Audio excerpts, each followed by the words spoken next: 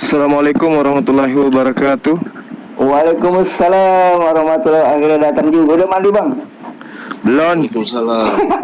Shalom. Iya, salam. Gurunda Jance Mumak, gimana kabar Gurundaku? Baik. Alhamdulillah. Selamat berjuang. Oke. Iya. Saya Bang, bisa membangun narasi sedikit atau ada yang mau lanjut? Silakan. Iya, baik. Jadi gini, ada hal yang satu pekan ini yang kemudian ingin saya katakan kepada saudara saya, adik saya Demian, terkait dengan Tuhan yang umat Islam sembah dan juga Tuhan yang disembah oleh teman-teman Kristen, ya. Aduh, kemana lagi? Sinyalnya itu. Saya belum ngomong aja bang, semua udah gemetaran nih sampai keluar. Jadi enggak. Keren juga ya bang, Lemen keren ya. Iya. Keren. Naik lagi bang, itu sinyalnya kali nyangkut. Bukan aku loh, aku kan Ada sama. Mungkin ada roh-roh yang menyangkut. Aduh. Ya siap. Kalau di ini apa namanya? Kalau di tempat lain pasti udah dibilang begini. Wah, Bang Zuma kabur ini. Lanjut abangku. Oke, lanjut Bang. Sambil masak. Cek. Iya. Suara saya kedengaran. Kenceng bang, kenceng. Ya, dengar Bang.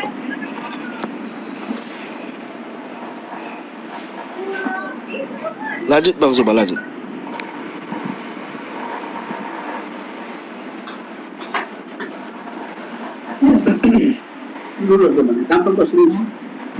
Insya Allah aman sinyalnya sekarang ya. Oke, cek. Ya siap. Oke, baik. Kalau di dalam Al-Quran dijelaskan bahwasanya setiap umat yang padanya kemudian diutus Nabi diterangkan oleh Allah Subhanahu wa taala, bismillahirrahmanirrahim.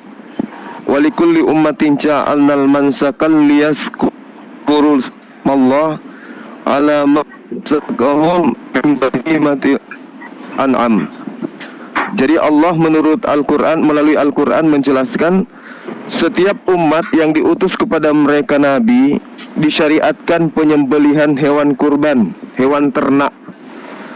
Dan juga di dalam kitabnya orang Yahudi terkait Tuhan, persembahan di dalam Imamat 1 nomor 2, berbicaralah kepada orang Israel dan katakan kepada mereka, apabila seorang di antara kamu hendak mempersembahkan persembahan kepada Tuhan, haruslah persembahanmu itu berasal dari ternak binatang. Jadi Allah mengabarkan, beliau memerintahkan umat terdahulu mempersembahkan persembahan hewan ternak. Tuhan yang ada di dalam perjanjian lama juga meminta persembahan hewan ternak.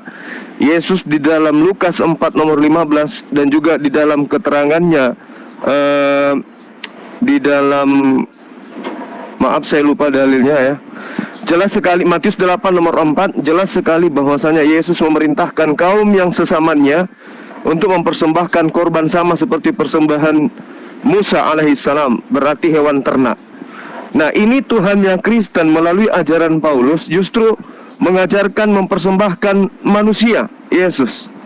Kalau Tuhannya sama, kenapa berubah secara frontal, ya, secara frontal perubahan, di mana Tuhan sebenarnya marah murka di dalam Imamat 20 nomor 3, aku sendiri akan menentang orang itu dan akan melenyapkan dia dari tengah-tengah bangsanya, karena ia menyerahkan seorang manusia, seorang anak manusia kepada dewa Molok. Jadi Tuhan murka, akan menghabiskan, melenyapkan orang-orang yang gemar kemudian mempersembahkan anak manusia kepada dewa-dewa. Nah, pertanyaan saya, kalau Tuhan kalian itu sama dengan Tuhan kami yang minta korban hewan, kenapa di agama kalian yang datang dari barat itu yang dijajakan Paulus ke Romawi dan Yunani itu menggantikan hewan menjadi manusia, sehingga manusia pun disebut sebagai anak domba. Coba yang bisa menjelaskan ini terangkan kepada kita, karena ini sudah 1 pekan tidak ada pendeta satupun yang mampu kemudian mengulas ini dengan baik. Silakan. Oke, Ya, oke, terima kasih. ya saya duluan ya Bang Ipul. Aku dulu ya. Oh ya, silakan. Saya duluan aja. Gini. Jadi sebenarnya korbanot itu sebenarnya sejak zaman Adam, kemudian Nuh, setelah Nuh, Abraham, kemudian sampai di zaman Musa.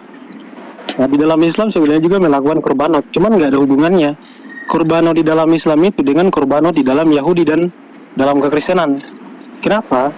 Di dalam korbanot di Islam itu bukan untuk menghapus dosa.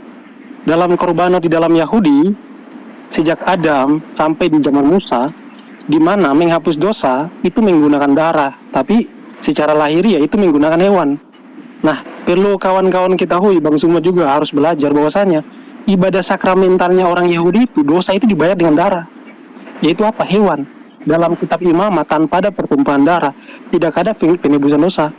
Makanya dalam imamat itu dijelaskan ada korban bakaran, ada korban tuangan, kalau nggak salah ada 7 atau 8 korban untuk melakukan penghapusan dosa. Nah, di dalam Islam itu nggak ada. Kalau memang Islam itu menyembah Tuhannya sama seperti Tuhannya Yahudi, kenapa ibadah sakramentalnya orang Islam menebus dosa harus tidak menggunakan darah? Kenapa harus menggunakan amal? Nah, sedangkan kalau kita belajar sejarah orang Yahudi, kenapa orang Yahudi menggantikan korbanot sebagai penghapusan dosa itu dengan 2? Karena waktu itu bait suci dihancurkan dan pada abad ke-5 mereka dibuang ke Babilonia. Di Babilonia itu dulu baru ada yang namanya sholat atau tefillah, di mana mereka dituntut berdoa 1 hari itu 3 kali. Awalnya nggak ada, itu sebagai pengganti, namun itu nggak sempurna. Yang sempurna adalah melakukan korban di bait suci, bahwa dosa dibayar dengan darah. Dosa nggak bisa dibayar dengan amal, itu nggak sempurna. Nah, itu nggak ada dalam Islam. Pertanyaan saya, kenapa nggak ada dalam Islam? Kalau memang Islam menyembah Tuhan yang sama seperti Tuhannya Yahudi. Nah, sekarang kita masuk kepada Mesias. Kalau manusia mengorbankan dirinya sebagai korban penghapusan dosa itu nggak bisa. Tapi Tuhan berjanji dalam kitab Yesaya bahwasanya Dia akan menjadi Mesia, Dia akan menjadi penebus. Ada banyak dalilnya dalam kitab Yesaya. Kemudian nubuatan di kitab Yesaya 53 ayat 10 dikatakan begini. Apabila ia menyerahkan nyawanya sebagai korban penebus salah, maka ia akan melihat keturunannya atau umatnya usianya akan lanjut, atau mereka akan memperoleh hidup yang kekal. Jadi dalam nubuatan Yesaya, Mesias ini dia menyerahkan nyawanya sebagai apa? Korban penebus salah, sebagai redeemer, penebus. Nah, Yesus dalam perjanjian baru mengklaim diri saya ini Mesias. Saya ini yang dijanjikan oleh para nabi bahwasanya Mesias harus datang menebus dosa. Markus 10 ayat 45 Yesus berkata, sebab anak manusia juga datang bukan untuk dilayani, melainkan untuk melayani dan untuk memberikan nyawanya sebagai tebusan bagi banyak orang. Jadi konsep penebusan itu bukan ajaran Paulus, itu ajaran para nabi. Itu ajarannya Musa. Musa aja mengajarkan penebusan. Yesaya, apalagi Yesaya mengatakan Mesias datang menebus dosa. Nah, Islam siapa yang ngajarin ini? Kenapa dalam Islam Mesiasnya berbeda? Kenapa Isa Al-Masih tidak menggenapi Mesias datang menebus dosa? Kenapa korbanot dan ibadah sakramentalnya Islam berbeda dengan Yahudi dan Kristen? Nah, itu justru yang menjadi pertanyaan kepada Islam, bukan Kristen gitu loh. Karena Kristen jelas kita berpegang kepada siapa? Berpegang kepada Alkitab dan juga ajaran para nabi.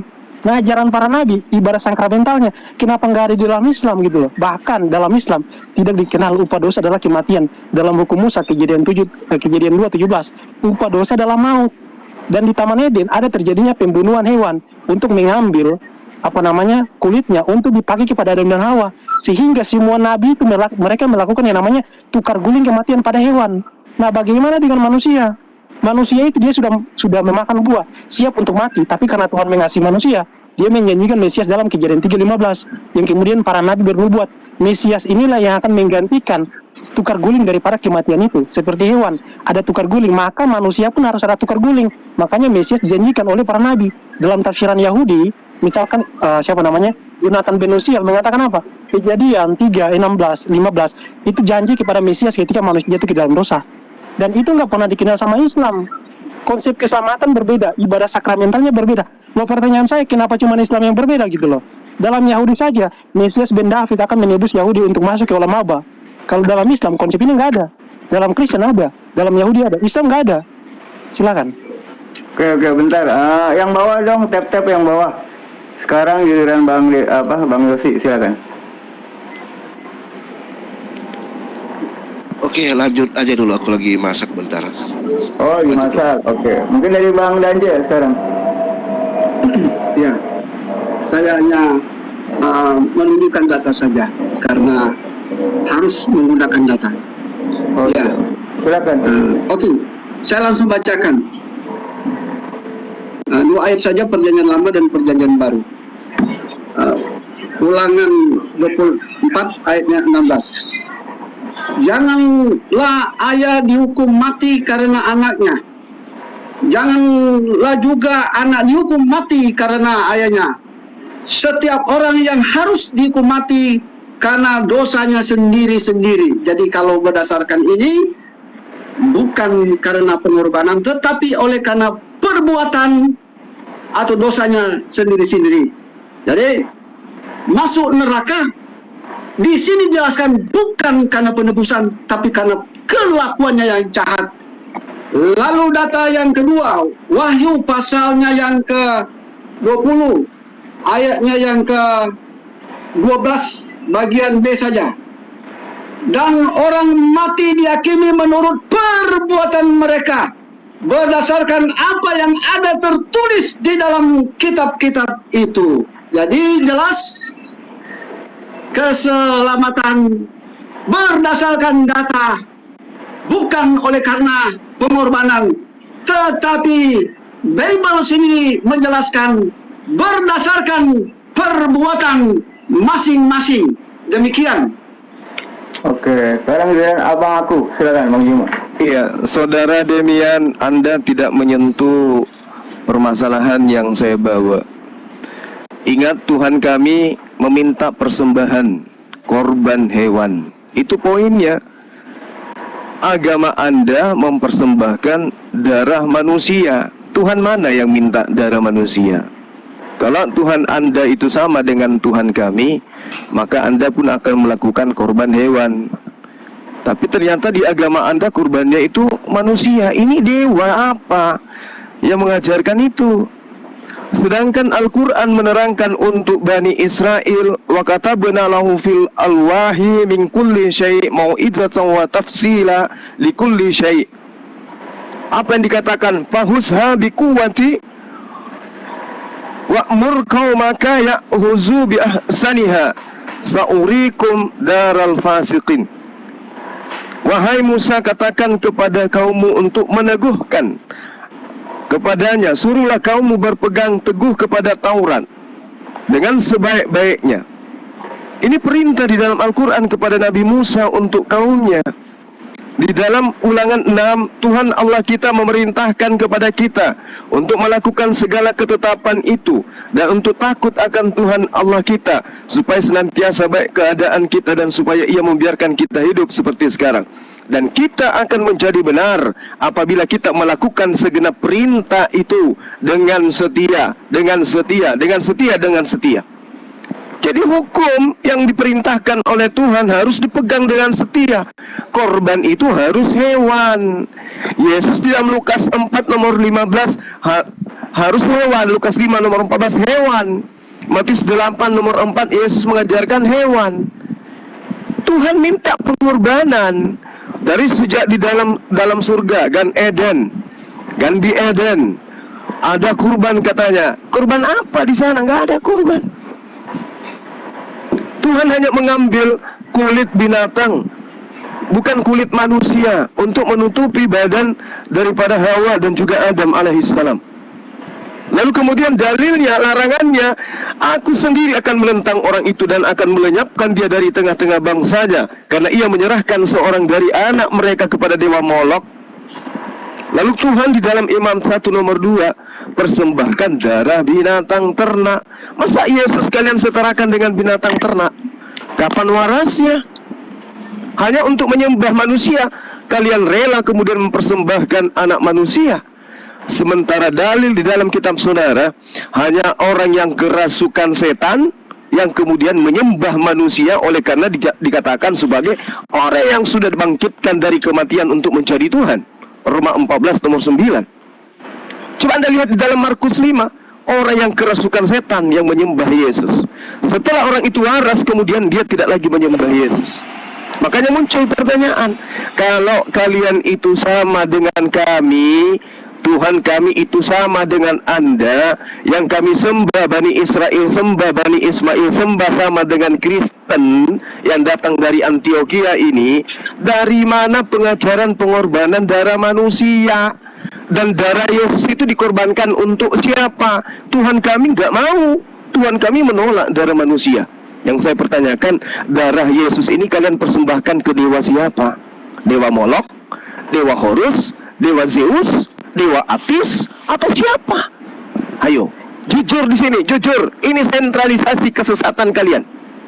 Kepada siapa anak Maria sematawayang ini kalian persembahkan? Tuhan kami, Tuhannya Bani Israel, najis terlalu menerima persembahan darah manusia. Itu ajaran paganisme, ajaran setan itu mempersembahkan darah-darah manusia.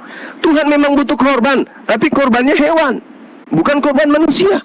Kristen muncul dari barat sampai merambah ke Asia, mengajarkan penyembahan terhadap manusia yang disembeli. Ini ajaran siapa ini? Tak ada nabi yang mengajarkan demikian. Yesus mengajarkan persembahan apa? Persembahan yang dipersembahkan Nabi Musa. Musa mempersembahkan apa? Hewan. Lah Kristen ini kok persembahkan anak sematawayangnya orang tanpa izin lagi.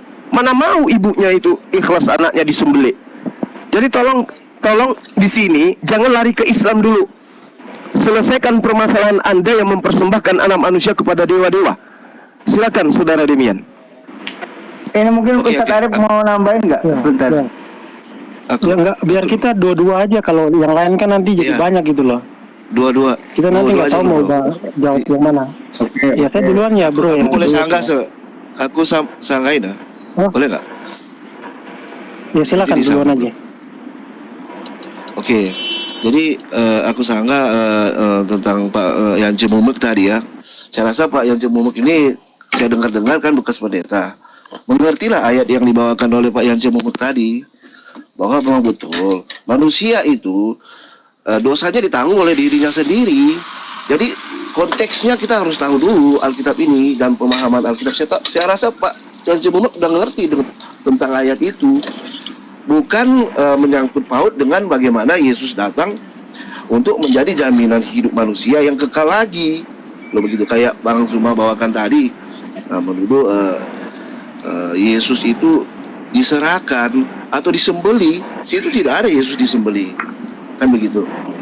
Terus yang dimakan tadi, yang dikorbankan kepada dewa-dewa itu memang betul. Dulu itu ada manusia-manusia yang mengorbankan manusia kepada dewa-dewa. Makanya itu dilarang sama Tuhan, nggak boleh. Bahkan bangsa yang melakukan itu dimusnahkan.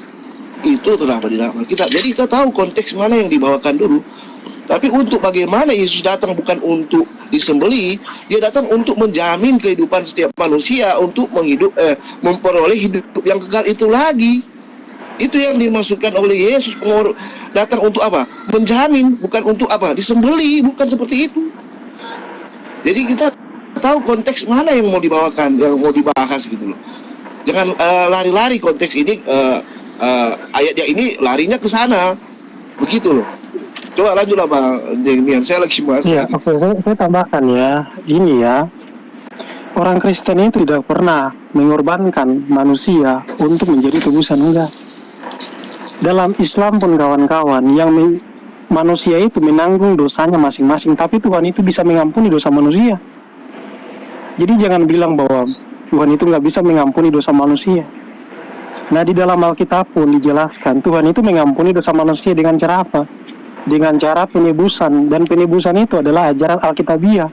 Sebenarnya tadi Bang Tuma tidak menjawab pertanyaan saya.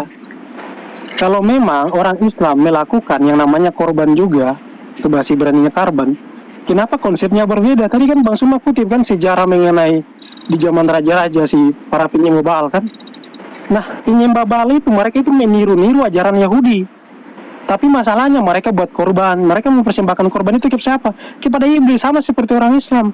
Mereka nggak mempersembahkan korban itu kepada Tuhan yang benar. Kemudian mereka melakukan itu, konsepnya nggak sama seperti konsepnya Yahudi gitu loh. Orang Yahudi melakukan korban sembelihan hewan sebagai penebusan dosa. Di Islam itu bukan penebusan dosa. Bagaimana bisa Bang Suma menyamakan itu? Itu kan gak nyambung gitu loh. Kalau memang kalian menyembah Tuhan yang sama, kenapa konsepnya berbeda? Kenapa kalian melakukan itu dan bukan untuk menebus dosa, malahan untuk melakukan mengikuti mila-mila Ibrahim saja karena mau mengorbankan Ismail?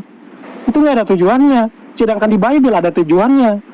Jadi jangan cocok logi. Nah sekarang saya bacakan kitabnya ya. Yeremia 60 ayat 16 dikatakan Yesaya 60 ayat 16 dikatakan apa? Engkau akan mengisap susu bangsa-bangsa dan akan meminum susu kerajaan-kerajaan, maka engkau akan mengetahui bahwa akulah Adonai, juru selamatmu dan penebusmu yang maha kuasa, Tuhan Yakub atau ilah Yakub. Jadi yang menjadi juru selamat, penebus itu adalah Tuhan sendiri. Makanya dijelaskan di dalam perjanjian baru, Yesus itu siapa? Yesus itu Adonai yang datang menebus kita. Matius 1:21. Dia akan diberi nama Yesua karena dialah yang akan menyelamatkan umatnya dari dosa mereka. Kemudian nubuatan Nabi Yesaya 53 ayat 10 bahwa Mesias akan menyerahkan nyawanya sebagai korban penebus dosa, penebus salah. Itu bukan ajaran Paulus. Emangnya Yesaya itu ajaran Paulus? Kan gak nyambung gitu loh. Kok malah benci Paulus? Sedangkan itu ajaran para nabi gitu loh. Kalau kalian percaya para nabi, kenapa kalian nolak Mesias datang menebus dosa gitu kan? Jadi jangan mengatakan bahwa kami mengikuti ajaran para nabi sedangkan menolak sang Mesias yang datang menebus. Jadi kelihatan sekali siapa yang menyembah Tuhan yang berbeda gitu kawan-kawan. Nah sekarang kita bahas mengenai konsep keselamatan menurut Yahudi dan Kristen. Orang Yahudi itu nggak sama seperti Islam. Mereka melakukan tefilah itu sebagai ganti karena bait suci sekarang lagi dihancurkan. Kalau bait suci berdiri, mereka melakukan penebusan dosa itu menggunakan apa? Menggunakan darah, bukan menggunakan doa seperti orang Islam. Nggak ada konsep Islam di dalam Yahudi dan Kristen. Saya kasih tahu ya, dalam konsep Yahudi, orang masuk surga itu lewat Mesias, bukan lewat para nabi. Orang masuk surga lewat Mesias bin David. Mesias akan datang. Ini menurut Yahudi loh ya. Melihat Mesias membangkitkan orang mati, kemudian dia punya kerajaannya itu olam haba dan kerajaannya itu kekal. Dan itu tidak ada dalam pengajarannya di dalam Islam. Itu yang diajarkan oleh para nabi. Konsep keselamatan itu yang diajarkan oleh para nabi. Tidak ada hubungannya gitu loh. Nah di dalam Islam itu mau menghilangkan malah noise ya. Halo. Oh dari host. Gini ya, saya kasih tahu sama kalian ya. Islam itu mau menghilangkan ibadah sakramentalnya Yahudi dan ajaran-ajaran para nabi bahwa upah dosa ditebus oleh hewan dan Mesias sebagai korban yang sesungguhnya yang dinubuatkan oleh para nabi. Itu dihilangkan. Bahkan di dalam perjanjian baru Yesus mengatakan dia datang sebagai Mesias, dia beritakan sebanyak 3 kali, anak manusia akan disalibkan sebanyak 3 kali. Yesus berkata, anak manusia datang juga bukan untuk dilayani, melainkan untuk melayani dan memberikan nyawanya sebagai tebusan bagi banyak orang. Yesus ini sebagai apa? Benar-benar domba yang sesungguhnya menutupi gambaran daripada domba yang dilakukan oleh orang Yahudi. Ibrani 10 ayat 1. Korban hewan sebagai penebusan dosa yang dilakukan oleh orang Yahudi itu hanyalah sebuah gambaran.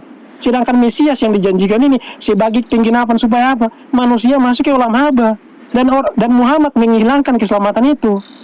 Muhammad mau supaya manusia tidak masuk ke surga. Makanya dia membuat yang namanya konsep sendiri. Konsep keselamatan sendiri yang berbeda dengan Musa, yang berbeda dengan Yesus, yang berbeda dengan Adam, dan yang berbeda dengan seluruh para nabi. Tidak ada satupun nabi di perjanjian lama yang mengajarkan orang masuk surga itu dengan berbuat amal. Semua nabi bernubuat, ya orang masuk surga itu oleh Mesias yang akan datang, yang akan menebus. Siapa yang bilang? Rabi Yahudi dalam tafsirannya, dalam Targum di Kejadian 3 ayat 15.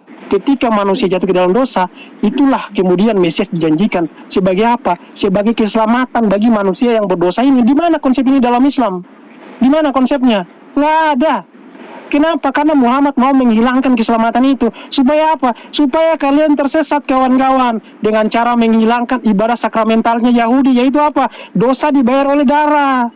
Di dalam Islam nggak ada dosa dibayar dengan darah. Tunjukin satu ayat di dalam Quran menebus dosa menggunakan darah. Nggak ada. Kalau kalian mengikuti ajaran para nabi, tunjukin satu saja. Apa yang diajarkan Muhammad sama seperti ajaran para nabi. Dosa dibayar dengan darah. Dosa itu kematian. Di mana ayatnya? Kagak ada. Karena Nabi kalian membuat konsepnya sendiri untuk menyesatkan kalian. Makanya selama 1400 tahun kalian sudah tersesat, kawan-kawan. Silakan. Oke, dari Bang Danca apa Bang Juma dulu nih? Bang Suma dulu. Oke, Ini silakan. soal berkembang tentang penyalikan Yesus ini. Silakan Bang Suma dulu, nanti saya tambahkan. Baik. Jadi Demian ini cuman curhat ya. Nggak ada dia membantah firman Tuhan yang datang kepada Nabi Musa. Dengarlah hai orang Israel, Tuhan itu Allah kita, Tuhan itu Esa. Kasihilah Tuhan Allahmu dengan segenap hatimu dan dengan segenap jiwamu, dengan segenap kekuatanmu. Apa yang kuperintahkan kepadamu hari ini haruslah engkau perhatikan, haruslah engkau mengajarkannya berulang kepada anak-anak keturunanmu, dan membicarakannya apabila engkau duduk di rumahmu. Bahas Torah hukum-hukumku apabila engkau sedang dalam perjalanan, apabila engkau sedang berbaring, apabila engkau sedang terbangun. Haruslah engkau mengikatkan sebagai tanda pada tanganmu, dan haruslah itu menjadi lambang di dahimu, dan haruslah engkau menuliskannya hukum-hukum Taurat itu pada tiang-tiang pintu rumahmu dan pada pintu gerbangmu. Maka apabila Tuhan Allahmu telah membawa engkau masuk ke negeri yang dijanjikannya dengan sumpah kepada nenek moyangmu, yakni Abraham, Ishak dan Yakub, untuk memberikan kepadamu kota-kota yang besar dan baik yang tidak kau dirikan. Jadi perintahnya Tuhan kepada Musa agar keturunannya itu melakukan kemudian pengajaran secara turun-temurun untuk mempraktekkan hukum Taurat ini. Tidak kemudian meninggalkan hukum Taurat lalu beralih kepada ajaran Romawi Yunani, persembahan terhadap dewa Molok, persembahan terhadap ajaran-ajaran yang diajarkan oleh penjajah Romawi dan Yunani. Ya, mempersembahkan dewa-dewa, mempersembahkan anak manusia kepada dewa-dewa mereka. Enggak. Kita lihat di dalam pengajaran Daud, ya, dalam pengajaran Daud di dalam Mazmur 106 jelas sekali dikatakan, tetapi mereka mencampur baukan bangsa-bangsa dan belajar secara mereka bekerja. Mereka beribadah kepada berhala-berhala mereka yang menjadi perangkap bagi mereka. Mereka mengorbankan anak lelaki mereka dan anak perempuan mereka kepada roh-roh jahat, dan menumpahkan darah orang yang tak bersalah, darah anak-anak lelaki, dan mereka korbankan kepada berhala-berhala Kanaan, sehingga negeri itu tercemar oleh darah hutang. Mereka menajiskan diri dengan apa yang mereka lakukan dan bersinah dalam perbuatan-perbuatan mereka. Maka menyalalah murka Tuhan terhadap umatnya, dan Tuhan jijik kepada pemiliknya sendiri. Ini Kristen lolos nggak ini ya? Ini yang Anda harus selesaikan. Kenapa kemudian orang Kristen, agama Kristen yang diresmikan di Antioquia dan menjadi agama resmi di dalam kekaisaran Romawi ini mempersembahkan darah manusia? Memang darah yang diminta. Tuhan kami minta darah, Islam minta darah Tuhannya, korban hewan. Sampai hari ini Israel juga demikian, Tuhannya minta darah tapi hewan. Kristen muncul ngaku-ngaku nyamar sebagai pengikut para nabi, tapi korbannya adalah darah manusia. Yang saya tanya, kalau orang dulu ditegur oleh Tuhan, ditegur oleh Allah karena mereka mempersembahkan darah manusia kepada dewa Molok, pertanyaan saya, anak Maria kalian korbankan untuk dewa siapa? Karena kalau untuk Tuhan kami, nggak mungkin. Tuhan kami najis dengan persembahan darah anak manusia. Maka saya tanya kepada saudara-saudara Kristen yang ada di sini, Tuhan kalian yang Anda anggap Tuhan itu, di mana dia minta darah manusia? Dan tunjukkan jika Tuhan kalian itu sama dengan Tuhan kami, di mana Tuhan kami minta darah manusia? Lalu kemudian Anda mengatakan, oh Islam, baginda Rasulullah Muhammad SAW itu merubah ajaran para nabi. Bung, berapa kali saya harus mengatakan kepadamu, Tuhan datang kepada Bani Israel melalui Nabi Musa alaihissalam. Tuhan berpesan kepada Nabi Musa agar keturunan Abraham, Ishak, keturunan Yakub yang kemudian menegakkan hukum-hukum Tuhan kepada mereka. Yesus mengatakan demikian juga adanya. Bahkan Lukas di dalam kitab Lukas 2 nomor 22 menerangkan dengan jelas bahwasanya Yesus itu untuk Bani Israel. Yesus itu pertanda untuk Bani Israel. Yesus itu mukjizat-mukjizatnya, kekuatannya, tanda-tandanya untuk Bani Israel, bukan untuk bangsa lain. Jadi kalau syariat kami berbeda, wajar. Ajaran Torah untuk kaumnya Nabi Musa, ajaran Islam, syariatnya untuk seluruh umat manusia. Berbeda. Taurat Musa untuk kaumnya, Taurat syariat Islam untuk seluruh umat manusia. Beda. Tapi sembahan kami sama. Oke? Nah sekarang coba Anda ini berdua atau bertiga orang di Kristen sini, atau kalau saudara tidak sanggup, tolong naikkan yang levelnya lebih tinggi. Kepada dewa mana kalian persembahkan anak Maria yang anak manusia itu? Kepada siapa itu? Tuhan kami hanya minta darah manusia, darah hewan, darah ternak. Imamat 1 nomor 2. Itu jelas itu. Al-Hajj ayat 34. Jelas tuh. Yesus di dalam Matius 8 nomor 4. Jelas itu. Musa di dalam Imamat 1 nomor 2. Jelas itu. Nah sekarang kalian Kristen yang datang dari barat ini mempersembahkan darah manusia itu, kalian persembahkan kepada dewa siapa? Fokus di sana, Demian. Fokus di sana. Silakan. Bang Lanca, waktunya silakan. Ya. Oke. Saya baca data dulu ya. Ganti dulu ya. Ya, saya dulu. Saya baca data dulu. Ya, Filipi. Ini sudah berkembang, ya, jauh. Ini sudah masuk pada karya penyelamatan. Ya, saya baca pada Filipi pasal 3 ayat 10.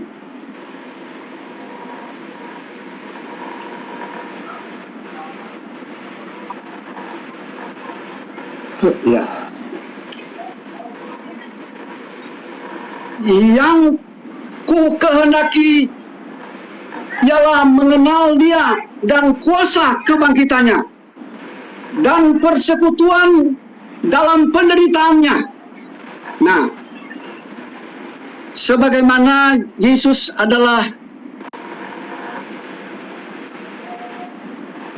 firman ditaruh di dalam Dia.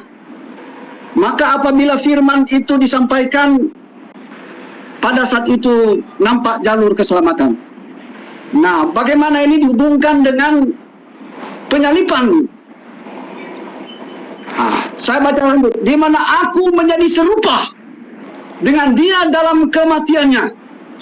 Rasul Paulus mengungkapkan aku serupa dalam kematiannya. Ini menunjukkan bahwa manusia diserupakan dalam kematian Yesus, dalam penderitaannya. Ya, seperti Yesus perintis, maka semua umat manusia akan mengikuti Yesus. Kalau Yesus menyatakan diri disalib, maka semua umat manusia tidak terpisah dari penyaliban itu. Itulah sebabnya jika ada penderitaan, maka ada penyesalan, ada pertobatan. Itu yang disebut bertanggung jawab atas perbuatannya masing-masing. Yesus hanya merintis, tetapi jika manusia melakukan kesalahan, maka manusia pasti masuk neraka. Berdasarkan pada Wahyu pasal 19 ayat 12 dan Ulangan 24 ayat 16. Ya, saya buktikan juga pada firman Allah Roma. Ya, Roma 6 ayat 6 atau Roma 6 ayat 6. Karena kita tahu bahwa manusia lama kita telah turut disalibkan. Ini meneguhkan kembali pada Filipi pasal 3 ayat 10. sana dinyatakan ternyata manusia disalibkan. Ketika berbicara penyaliban pasti ada penderitaan. Ketika kita melakukan dosa pasti ada hukuman, itulah penderitaan. Nah, ini mengandung pengertian bahwa dosa umat manusia ditanggung masing-masing, bukan ditanggung oleh Yesus. Yesus hanyalah perintis. Ya, seperti Matius pasal 12 ayat 40. Sebagaimana Yunus hidup 3 hari 3 malam, hidup demikian juga anak manusia 3 hari 3 malam tinggal di perut bumi. Jadi Yesus hidup sebagaimana ada kebangkitan, berarti dia tidak mati. Kalau Yesus dikorbankan, maka tidak ada kebangkitan. Yang hanya adalah kematian. Yesus berada di kubur. Demikian untuk sementara. Oke. Terima kasih Pak Dani, semangatnya saya duluan kita aja, support. nanti setelah saya baru Bang Yosi tanggapi Bang Dante. Oh ya silakan. Oh ya sudah ya. Bang Yosi. Bang Yosi, Ini, Bang Yosi. tadi saya harap Bang Suma itu bisa jawab pertanyaan saya. Kenapa konsep korbanot di dalam Islam itu, konsep korban persembahan itu, kenapa ibadah sakramentalnya beda dengan ajaran para nabi gitu loh? Saya tadi harap Bang Suma jawab gitu loh. Padahal enggak. Kenapa? Karena ini ada hubungannya dengan konsep keselamatan. Logikanya begini ya kawan-kawan ya. Kalau misalkan konsep keselamatannya berbeda, nggak mungkin Tuhannya sama. Tidak mungkin Tuhan yang awal dia mengajarkan konsep keselamatan kepada kaumnya, kemudian dia turunkan lagi firman-Nya yang baru, diajarkan konsep keselamatan kepada umatnya yang baru. Itu berbeda dan dikatakan, ini loh konsep keselamatan yang paling benar. Itu nggak mungkin. Itu tidak mungkin dan tidak masuk akal kawan-kawan. Tidak mungkin Tuhan yang sama memberikan konsep keselamatan yang berbeda. Makanya dari tadi Bang Suma nggak jawab.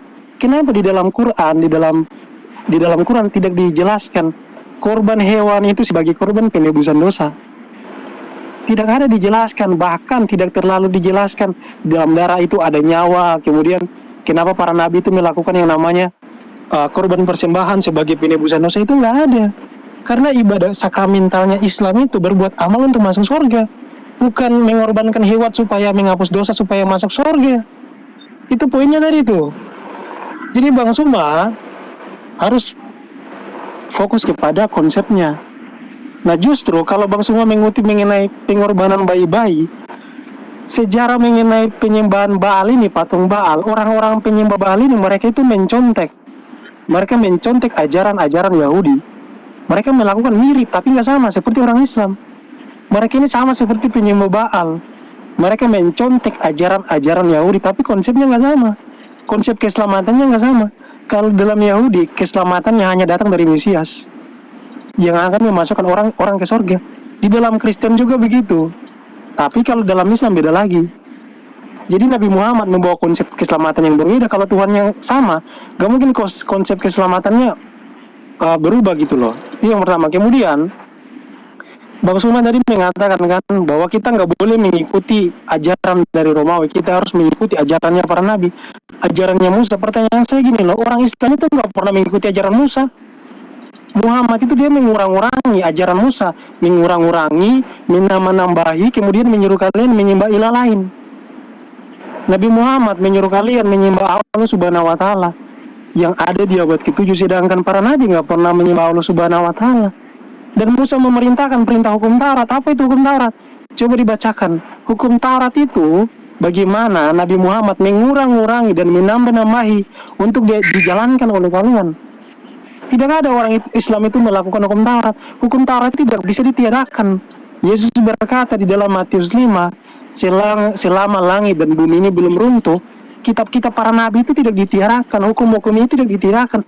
Yang meniadakan siapa? Nabi Muhammad meniadakannya. Konsep keselamatan ditiadakan, ajarannya dirubah-rubah. Iya kan? Saya kasih contoh gini ya. Tuhan berfirman di dalam Torah kepada Adam dan Hawa, Jangan kau makan buah, nanti kau makan kau mati. Itu konsep bahwa upah dosa adalah mati. Di dalam Islam nggak ada ajaran itu. Di dalam Quran dijelaskan Adam dan Hawa mereka mendekati sehingga mereka berdosa dan mereka dibuang, nggak ada dibilang mereka makan buah dan mereka mati. Kenapa ajaran itu dirubah? Kenapa konsepnya dirubah? Karena orang Islam merubah yang namanya mau menghilangkan Nabi Muhammad, mau menghilangkan yang namanya upah dosa adalah maut, upah dosa harus ditebus. Sedangkan Musa mengatakan upah dosa itu adalah kematian, Kejadian 2:17. Makanya semua nabi melakukan yang namanya korbanot. Tujuannya korbanot itu untuk apa, kawan? Untuk menghapus dosa secara lahiriah. Itu dosa lahiriah. Sedangkan dosa kematian kekal ini hanya bisa diatasi oleh Mesias yang dijanjikan oleh Kejadian 3:15. Nabi Yesaya mengatakan Mesias akan menebus dosa. Kami itu tidak pernah mengambil bayi-bayi kami untuk dikorbankan sebagai penghapusan dosa. Jadi Bang Suma jangan ngarang-ngarang gitu loh. Kami percaya Mesias itu adalah yang ilahi, datang ke dunia, menebus manusia dari dosa. Saya kan kasih ayatnya, Yesaya 60, dikatakan apa? Tuhan adalah penebus dan manusia. Tuhan itu adalah penebus dan juru selamat, bukan manusia. Itu emangnya kitab Romawi. Yesaya itu kitab Nevi'im, bagian dari tanah, kitabnya orang Yahudi. Yesaya adalah seorang nabi besar Yahudi, salah satu nabi besar yang menubuatkan Mesias datang menderita sebagai penebusan. Nah, masalahnya Muhammad menghilangkan semua nubuatan Mesias. Nabi Muhammad menghilangkan seluruh nubuatan Mesias. Mesias akan datang menebus dosa, Mesias akan lahir di sini, Mesias akan melakukan ini, Mesias akan menderita. Nggak ada, dihilangkan semuanya supaya kalian mempercayai konsep keselamatan yang berbeda. Logikanya simpel, kalau kalian menyembah Adonai, kalian pasti beriman Mesias datang menebus dosa. Masalahnya kalian menyembah ilah lain. Kalau kalian percaya kepada Tuhannya para nabi, pasti kalian percaya kepada Mesias yang dinubuatkan oleh mereka, bahwasanya Mesias datang menebus dosa. Itu konsep keselamatan di dalam Yahudi. Konsep keselamatan yang sejak semula dijanjikan oleh Tuhan kepada Adam dan Hawa dan juga seluruh para nabi. Dan di dalam Islam itu dihilangkan, konsepnya semuanya dihilangkan. Kenapa dihilangkan? Ya, silakan kalian mikir sendiri kawan-kawan. Tapi saya mau sampaikan intinya bahwasanya di dalam Alkitab tidak pernah ada ajaran seperti yang diajarkan di dalam Islam. Tapi Bang Suma seakan-akan dia mau mencocok logi gitu loh. Di dalam Islam ada korban, dalam Yahudi ada korban. Berarti Islam mengikuti ajaran para nabi. Mana ada? Orang Islam itu meniadakan hukum-hukum para nabi, ajaran para nabi. Mana ada di dalam Islam melakukan kurban untuk menebus dosa, sedangkan para nabi melakukan itu, korban untuk menebus dosa. Di dalam hukum Musa dikatakan apa Bang Suma? Bang Suma kan mengatakan, kita harus mengikuti hukum Taurat, jangan mengikuti hukum Romawi. Pertanyaan saya begini, kenapa kalian makan onta, kalian makan kelinci? Kenapa kalian makan makanan yang haram yang diharamkan oleh Musa? Kenapa nabi kalian meniadakan hukum Taurat? Kenapa nabi kalian membatalkan hukum Taurat? Kenapa nabi kalian mengkurang-kurangi, menambah-nambahi hukum Taurat? Kenapa ditiadakan? Dan juga yang paling penting, ini adalah sebuah fundamental, yaitu konsep keselamatan. Kenapa nabi kalian meniadakannya? Karena nabi kalian mau kalian tersesat, kawan-kawan. Jadi jangan, Bang Suma nggak boleh cocok logi gitu loh, konsep keselamatan di dalam Kristen, konsep ketuhanan. Tadi kan Bang Suma mengatakan, kami menyembah Tuhan yang sama. Mana ada kalian menyembah Tuhan yang sama seperti Yahudi? Apa yang diajarkan oleh Musa tentang Tuhan? Sema Yisrael, YHWH, Eloheinu, YHWH Echad. Dengarlah Israel, YHWH Tuhan kita. YHWH itu satu. Dalam tafsiran Ibnu Esra, tafsiran Yahudi mengatakan namanya itu satu. Kalau namanya satu, nggak mungkin dia berubah jadi Krishna, nggak mungkin dia berubah jadi Brahma, nggak mungkin dia berubah jadi Allah. Nggak mungkin. Para nabi tidak ada satupun nabi yang menyembah Allah. Tidak ada satupun nabi, baik nabi yang gunakan bahasa Ibrani, nabi yang nggak gunakan bahasa Ibrani, nggak ada satupun nabi Bang Suma. Kalau ada satu nabi menyembah Allah, saya masuk Islam. Tunjukin di dalam tanah, dalam bahasa Hebrew, para nabi menyembah Allah. Kalau ada, saya masuk Islam Bang Suma. Saya selalu tantang Bang Suma tentang hal ini. Kenapa? Karena Bang Suma nggak bisa jawab. Bang Suma selalu mengatakan, kami menyembah Tuhan yang sama seperti para nabi. Loh, faktanya kalian menyembah Allah, bukan menyembah Tuhannya para nabi. Kan kocak gitu loh. Itu kan namanya klaim yang tidak berdasar. Kalau kita mengklaim sesuatu, kita harus menggunakan dasar. Nah, contohnya seperti ini dasarnya. Ulangan 18 ayat 20 dikatakan, nabi yang bawa nama Tuhan lain adalah nabi palsu. Itu ada dasarnya. Kemudian Ulangan 13 ayat 1 sampai 3 dikatakan apa? Kalau ada nabi yang muncul dan menyuruh kita mengikuti Tuhan lain atau ilah lain, maka jangan kau percaya. Itu ada dasarnya. Dan Nabi Muhammad menggenapi nubuatan-nubuatan itu. Ulangan 18. Siapa nabi yang membawa nama Tuhan baru? Tidak ada satu pun nabi di muka bumi ini yang membawa nama Tuhan baru. Nggak ada. Selain Nabi Muhammad. Tidak ada, saya ulangi sekali lagi ya. Tidak ada satu pun nabi di dunia ini. Adam, kemudian Nuh, kemudian Abraham, kemudian sampai di zaman Musa, kemudian Ishak dan Yakub, kemudian siapa Daud, Salomo, Yesua, semua itu nggak pernah mengajarkan menyembah Allah. Nggak ada satu pun nabi, kawan-kawan. Jadi saya tegaskan sekali lagi ya, Ulangan 18 ayat 20, nabi yang membawa nama Tuhan lain, nabi itu harus mati, dan Nabi Muhammad menggenapi nubuatan itu. Demikian. Ayo Bang Yosi, silakan tambahin. Oke, aku tambahin sedikit lah sanggahannya. Aku sangat kagum juga sama Bang Zuma, karena Bang Zuma ini bisa disebut dengan guru. Gurunda Bang Zuma yang memang pintar bernarasi. Jadi gini loh, narasi yang dibawakan tadi oleh Bang Zuma tentang anak manusia yang selalu dikorbankan kepada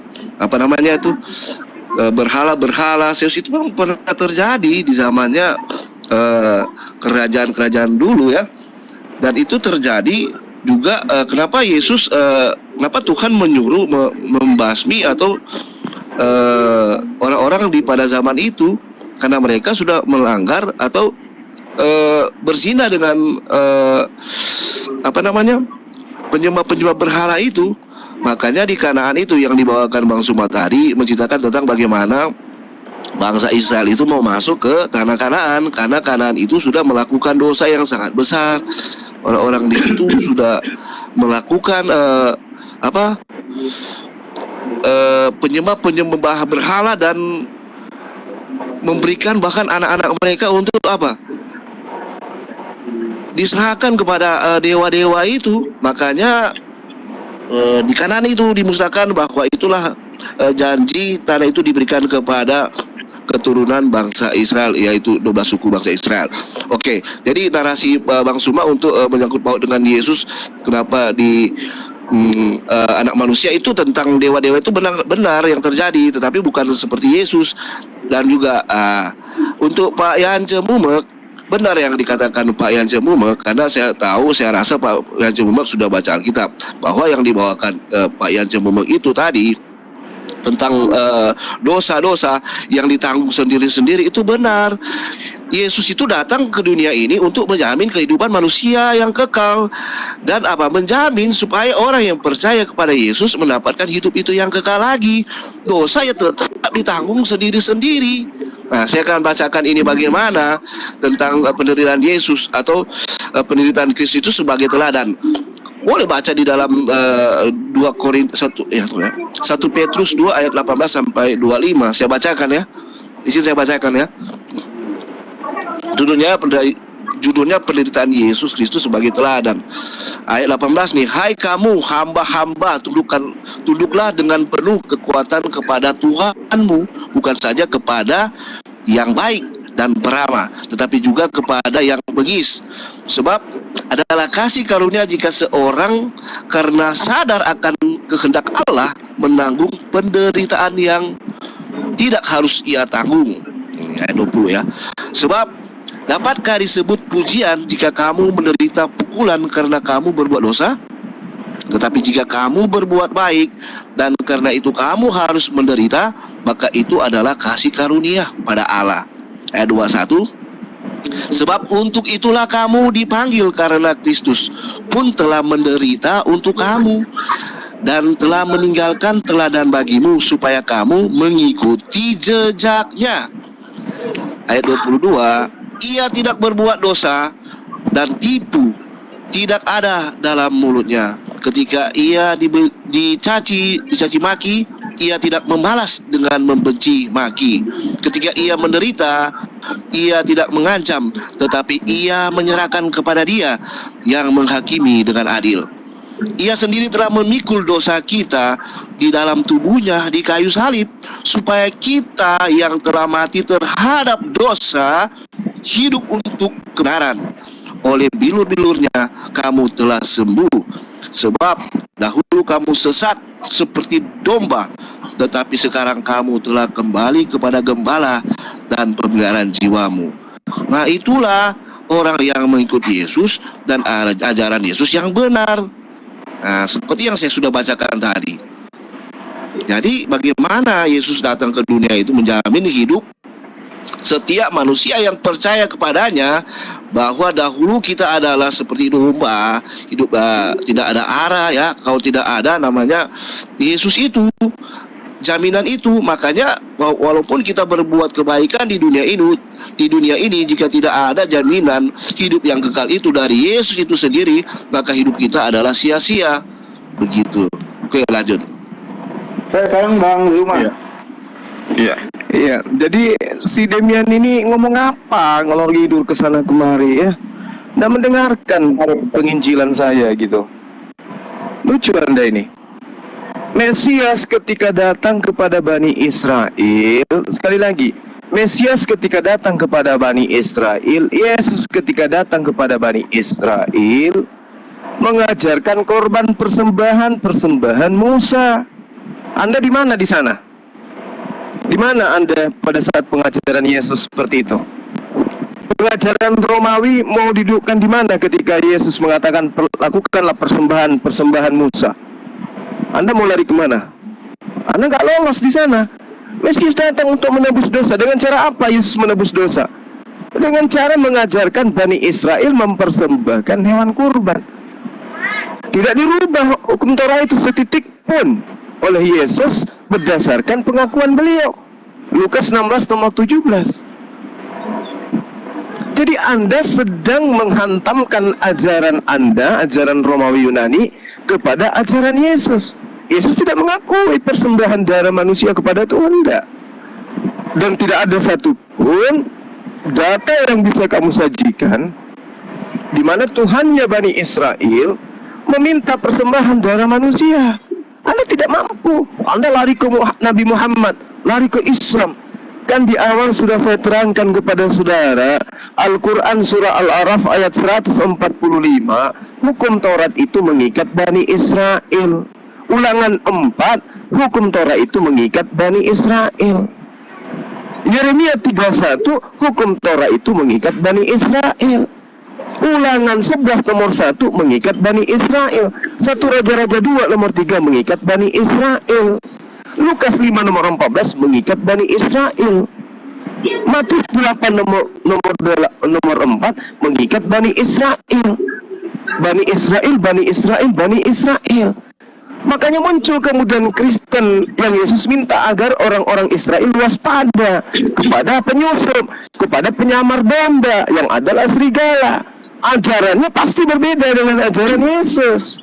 Itu dulu yang perlu Anda pahami. Maka inti permasalahannya adalah dari kepada siapa Yesus ini dipersembahkan oleh orang Roma Yunani ini? Kepada dewa siapa? Dikatakan kepada Tuhan kami, nggak mungkin. Tuhan kami menjadikan kurban itu sebagai pendamai. Tuhan kami menjadikan kurban hewan itu untuk mendekatkan hamba kepada dirinya. Abraham melakukan korban untuk mendekatkan dirinya kepada Tuhannya. Nabi Musa diminta untuk mempersembahkan korban bakaran, korban sembelihan untuk mendekatkan manusia kepada dirinya. Umat Islam diperintahkan berkurban untuk mendekatkan diri kepada dirinya. Bukan kurban Tuhan untuk nebus dosa-dosa kalian. Lalu kemudian saudara Demian curhat mengatakan Tuhan kami beda dengan Tuhannya Bani Israel. Hanya karena Allah dengan Yothifafi, penamaan namanya yang beda. Tapi hakikat Tuhan kami sama. Ar-Rahman, Ar-Rahim, Al-Quddus, As-Salam. Nah Tuhan kamu gimana? Tuhan kami menghidupkan dan mematikan. Tuhanmu dimatikan dan dihidupkan. Pikir itu. Di dalam Kejadian 17 nomor 7, Tuhan sendiri yang melantik dirinya menjadi Tuhan kami. Coba Anda baca. Baca dengan teliti itu. Kejadian 17 nomor 7. Aku akan menjadi Tuhanmu wahai Abraham, Tuhan anak-anakmu, Tuhan keturunanmu secara turun-temurun. Datang Anda yang dari barat ajarannya, mau memutuskan tali itu antara perjanjian Tuhan dengan Abraham dan keturunannya. Anta siapa? Aku akan menjadi Tuhanmu Abraham, Tuhan Ismail dan keturunannya, Tuhan Ishak dan keturunannya. Datang kamu Demian dari Flores. Oh enggak, kamu bukan Tuhannya Bani Ismail. Tuhannya Bani Ismail itu adalah beda. Lu siapa? Hah? Sementara Tuhan minta kemudian untuk korban darah hewan. Ini yang Anda nggak tak jawab. Kenapa di Kristen itu mempersembahkan darah manusia? Ajaran siapa? Saya sudah memberikan data Mazmur 106, Imamat 10 nomor 6 dan seterusnya. Saya sudah memberikan data kepada saudara. Tuhan kami jijik terhadap orang-orang yang korbankan manusia. Jijik. Oleh Tuhan kami mengatakan, aku akan musnahkan mereka semua. Sekali lagi saya katakan, Tuhan kami jijik dengan darah manusia.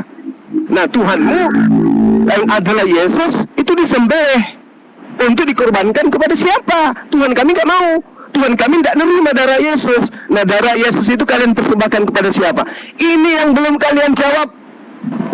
Sampai satu hari sebelum kiamat, Anda tidak akan pernah bisa jawab. Kenapa? Karena sebenarnya hati kalian terdalam itu mengiyakan. Oh iya ya, kita kok terlalu jauh sesat. Kalian sebenarnya dalam hati kalian itu sudah mengiyakan. Loh, kok bisa ya? Tuhan kita kok dipersembahkan kepada siapa? Sementara Tuhan yang benar, Tuhan senior, Sang Bapa, tidak pernah menginginkan darah manusia. Lalu darah Yesus ini kita persembahkan ke Tuhan mana? Ke Tuhan siapa? Tuhan kami, Tuhan Bani Israel, Bani Ismail, tidak butuh darah manusia. Terpapar, terbukti fakta kalian mempersembahkan anak Maria melalui tangan Romawi. Nah, sekarang saya minta dalilnya mana? Tuhan kami meminta darah manusia. Itu tertulis di mana? Kalau tidak bisa, seperti pendeta-pendeta yang lain, kabur aja. Karena sebenarnya jawabannya, ajaran mempersembahkan darah manusia itu adalah ajaran setan, ajaran iblis, ajaran penyembah roh-roh jahat. Kecuali Anda bisa menunjukkan, oh Tuhan di dalam Imamat, Tuhan di dalam Keluaran minta darah anaknya sendiri. Nah, tengok tuh di mana tertulis, biar saya berhenti kemudian mengunjungi kalian. Saya tutup komal, nama saya hapuskan di atas muka bumi ini. Jangan pernah ada lagi mengenang namanya Bang Suma. Saya tinggal, saya hilang, laksana saya di telang bumi. Tapi mana yang bisa, pendeta mana yang bisa menunjukkan itu? Kalau tidak ada, sampai kapanpun kalian akan saya tetap teror bahwa kalian adalah penyembah iblis. Paham ya? Silakan. Siapa Dance? Monitor Pak Dance. Oh langsung kalau dia lagi nggak monitor mungkin. Oh langsung, iya silakan. Bisa kedengaran suara saya? Kedengaran Bang, kedengaran Bang. Silakan Pak. Ya, saya hanya menanggapi Damian itu mengungkapkan seolah-olah Muslim itu tidak berdasarkan Alkitab, ya seperti apa yang dia sebutkan tadi. Oke, saya akan memulai. Nah, kata Kristen dan Islam itu terkemudian yang diawali dengan kata Yahudi serta penyembahan agama Yahudi. Nah, seperti Yahudi awal pertama berkiblat, ya, berkiblat pada Masjid Al-Aqsa, ya. Nah ini tidak saya ungkapkan kenapa itu dipindahkan kiblat, tetapi ini kata kiblat sama dengan Islam juga, menyembah Allah berkiblat, beda dengan Kristen, ya. Lalu kedua, Yahudi menyembah satu Tuhan berdasarkan Yesaya pasal 57 ayat 15, bahwa yang disembah oleh Yahudi sama juga disembah oleh Islam, karena kata Allah Subhanahu wa Ta'ala, Yesaya pasal 57 ayat 15, ada kata yang maha tinggi dan yang maha mulia, berarti sama, satu Allah, satu sesembahan. Tapi Kristen menyembah tiga Allah. Lalu yang ketiga, Yahudi memulai berkilbat dan menyembah, membasuh tangan dan kaki. Itu tertulis data lengkap dalam Bible. Dan Islam melakukan itu karena Islam adalah agama yang diridhoi oleh Allah Subhanahu wa taala. Kristen tidak melakukan dalam ibadah. Kristen berjingkrak-jingkrak dan sebagainya. Saya tidak persalahkan kepercayaan Kristen, tidak. Tetapi saya hanya menunjukkan data bahwa apa yang saya yakini adalah benar. Lalu selanjutnya, nabi-nabi terdahulu disunat dan Islam juga disunat, termasuk Yesus disunat. Lalu yang kelima, kalau perjanjian lama dan kepercayaan Yahudi, mereka menyembah Allah, mendekati Allah, mereka juga menggunakan penutup kepala. Demikian juga agama mana yang searah dengan itu, termasuk Islam yang sama dengan kepercayaan Yahudi, tetapi Kristen tidak. Lalu selanjutnya, Yahudi menggunakan bahasa asli pada saat mereka menyembah Allah, berbahasa Ibrani.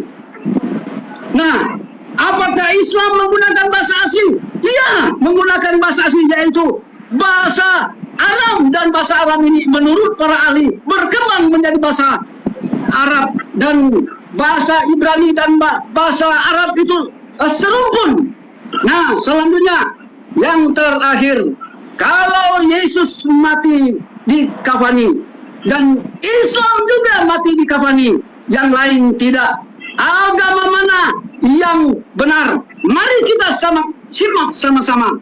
Lalu saya akhiri dengan data Ibrani 10 ayatnya yang ke-16 bagian B.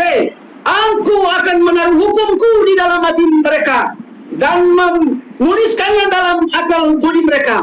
Kata hukum sesuai dengan Yeremia 31 ayat 33 bagian A. Aku akan menaruh Tauratku dalam batin mereka. Dan saya baca terus di sini, ya. Sekali lagi saya baca terus. Langsung lanjut. Ibrani pasal 10 ayat 16. Dan menuliskannya dalam akal budi mereka.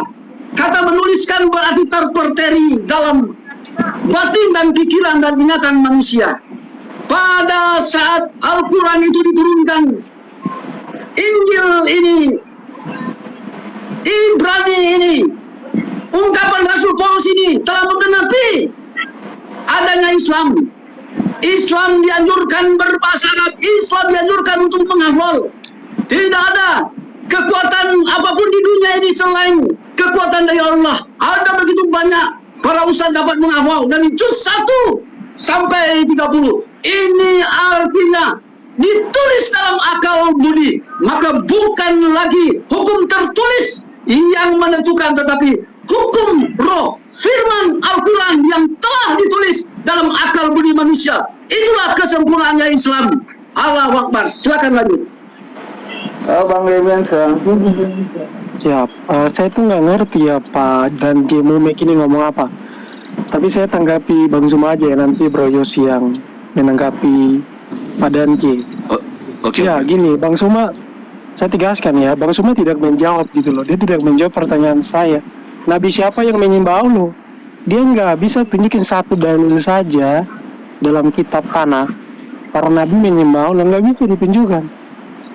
Oke, sekarang kita lanjut ya. Kita bahas apa yang tadi dikatakan oleh Bang Zuma perihal Mesias. Nah, Bang Zuma ini kurang belajar tentang kemesiasan gitu loh. Kenapa? Di dalam Islam itu tidak menyinggol masalah Mesias. Mereka tuh nggak kenal Mesias loh. Jadi Tuhan Adonai ini dia sudah menjanjikan Mesias beribu-ribu tahun. Tapi dengan mudahnya Muhammad menghilangkan siapa Mesias ini. Muhammad tidak menjelaskan siapa sih Mesias ini. Sehingga orang-orang Islam ini mereka nggak kenal Mesias. Mereka pikir Mesias ini sama seperti siapa? Daud, Musa, enggak. Itu tidak dikenal oleh kawan-kawan Muslim. Nah, Bang Zuma bisa bacakan ini dari kitab Tanakh Yahudi Daniel 7 ayat 13, 12 sampai 13 sampai 14. Dalam tafsiran orang Yahudi mengatakan bahwa Mesias itu akan menghakimi bangsa-bangsa. Ingat ya, dia nggak menghakimi orang Kristen saja, seperti imannya Isa Al-Masih ini. Ini Mesias, saya nggak ngomong Mesias Kristen loh ya, saya ngomong Mesiasnya Yahudi nih. Mesias akan menghakimi bangsa-bangsa. Dia akan duduk di atas takhta menghakimi bangsa-bangsa.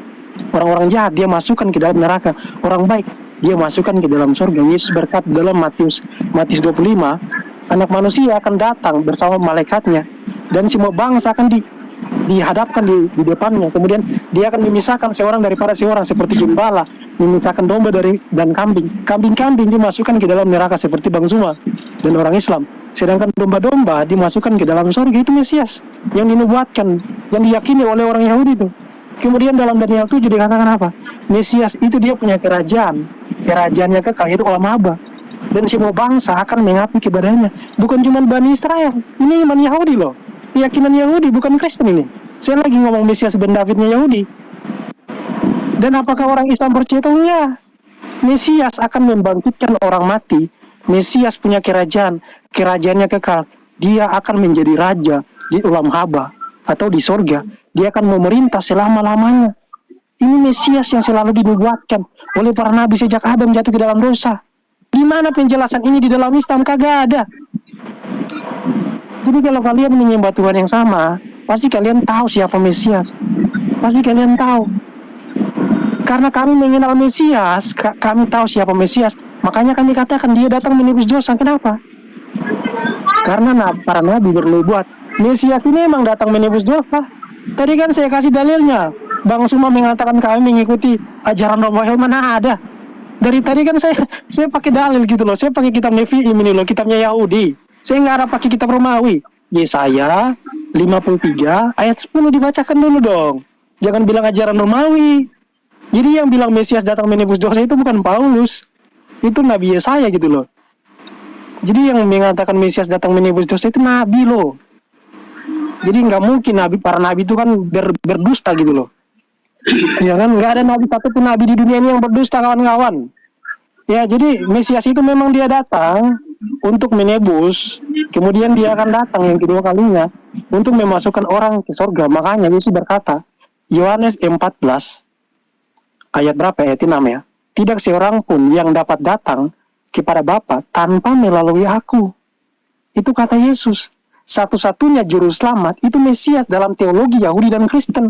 Di dalam Islam yang menjadi juru selamat itu siapa? Nabi terakhir. Nggak percaya nabi terakhir masuk neraka. Itu konsep siapa? Nggak ada konsepnya dalam Yahudi dan Kristen nabi terakhir sebagai jalan keselamatan.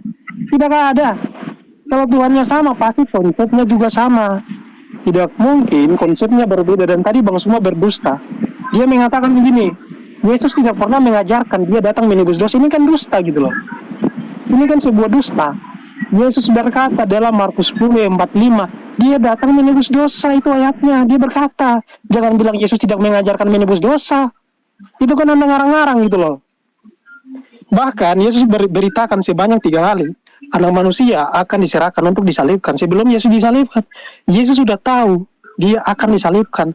Ketika Yesus berkata bahwa dia akan menderita, ada seorang muridnya berkata, semoga itu tidak terjadi pada engkau. Apa kata Yesus? Nyalah iblis. Sebab kamu tidak memikirkan apa yang dipikirkan oleh Allah, tapi apa yang dipikirkan oleh manusia. Jadi yang tidak mau Mesias itu datang menderita adalah iblis, adalah setan. Kenapa? Mesias itu dinubuatkan oleh para nabi, datang untuk disalibkan, datang untuk mati. Dan orang Islam tidak mengenal itu. Mereka selalu membahas tentang apa? Masalah ketuhanan, Tuhan kami satu loh. Tuhan kami ini Tuhannya para nabi loh.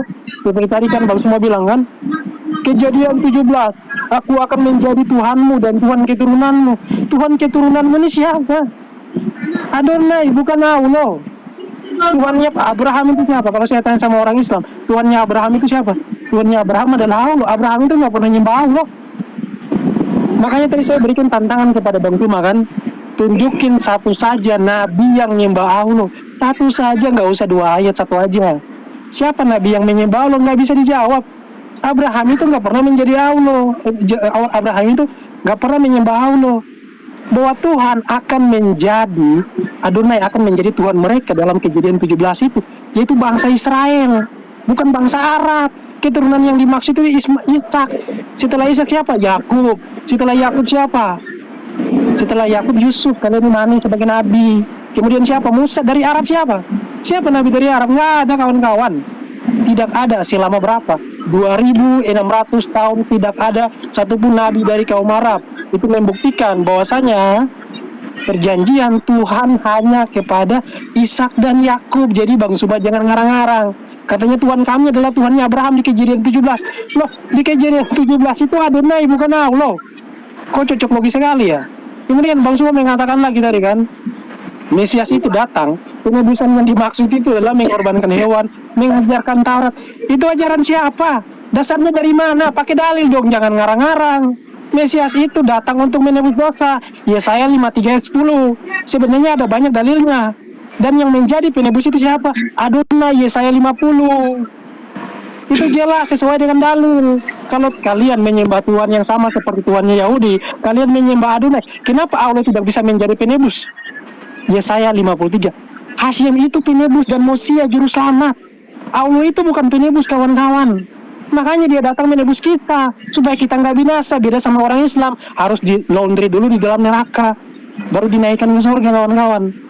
Jadi kalau kita ngomongin Yahudi, nggak ada hubungan Yahudi dengan Islam. Kita ngomongin Kristen, nggak ada hubungannya Kristen dengan Islam. Tapi perlu dicatat, kawan-kawan, walaupun orang Yahudi menolak Yesus sebagai Mesias, namun kita mempunyai konsep yang sama. Apa itu? Mesias membawa manusia ke surga. Ulam haba, bukan Musa. Itu konsep Yahudi loh. Bukan Daud, bukan Abraham. Tapi Mesias dalam Yahudi siapa? Mesias bin David. Dalam Kristen siapa? Yesua HaMasiah.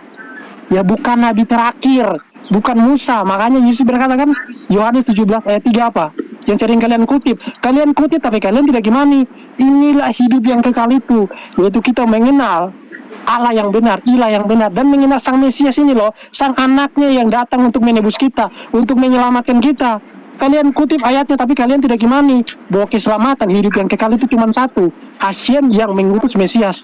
Itu dalam diimani oleh orang Yahudi, diimani oleh orang Kristen. Kalau nggak ada Mesias, manusia itu keram di arah maut. Mereka itu sampai selama-lamanya tidak akan masuk ke alam abad, tapi masih tersimpan di dalam penjara, yaitu Seol atau alam maut. Pintu surga dibuka oleh Mesias, bukan dibuka oleh nabi terakhir. Dengan cara apa? Dengan cara menebus dosa. Kenapa? Karena upah dosa adalah mati, dan Islam meniadakan ajaran itu. Upah dosa adalah mati, ditiadakan oleh Allah Subhanahu wa Ta'ala dan juga Nabi Muhammad. Musa mengajarkannya, Adonai mengajarkannya, semua nabi mengajarkannya. Cuma Nabi Muhammad yang menghilangkannya. Konsep itu dihilangkan oleh Nabi Muhammad dan juga Tuhannya, yaitu Allah Subhanahu wa Ta'ala, yang dibawakan di abad ke-7. Dan para nabi tidak pernah menyembah Allah. Saya tegaskan sekali lagi ya, kawan-kawan ya. Para nabi tidak pernah mengajarkan ajaran Islam. Para nabi tidak pernah menyembah Allah. Para nabi tidak pernah mengajarkan konsep keselamatan, bahwa keselamatan datang dari nabi terakhir. Nggak ada, kawan-kawan. Tidak ada Tuhan yang tidak ada Hasyim yang mengajarkan itu. Hasyim tidak pernah bernubuat akan datang nabi terakhir. Enggak. Hasyim hanya bernubuat akan datang nabi palsu yang membawa nama ilah lain, yang menyuruh umatnya untuk menyembah ilah lain, kawan-kawan. Itu nubuatan Hasyim di dalam Kitab Torah tuh yang tadi Bang Suma bilang kan, orang Kristen mengikuti ajaran Romawi, padahal Kitab Torah mengatakan nabi yang membawa nama Tuhan lain adalah nabi palsu. Ulangan 18 ayat 20. Itu kitab siapa, kawan-kawan? Kitabnya orang Yahudi, menubuatkan tentang seorang nabi yang akan datang, menyuruh orang menyembah nama ilah lain, menyuruh orang menyembah nama Tuhan lain, kawan-kawan. Jadi Bang Suma, saya tegaskan sekali lagi ya. Udah deh, dari tadi. Jangan dicocoki lah, kawan. Jangan usah dicocoki. Ngomong dong. Kalau mau belajar Alkitab, ya baca dengan baik. Biar Bang Suma yang menjelaskan lagi. Kau dari tadi. Iya, Bang Suma. Bang Cinta Solawat kan baru datang. Mendingan jangan ikut dulu. Kita kan Panjangan tapi curhat, nggak ada kena daripada pertanyaan saya. Bentar dong, hostnya ngomong. Nanti jadi Panjangan tapi jualan obat. Iya.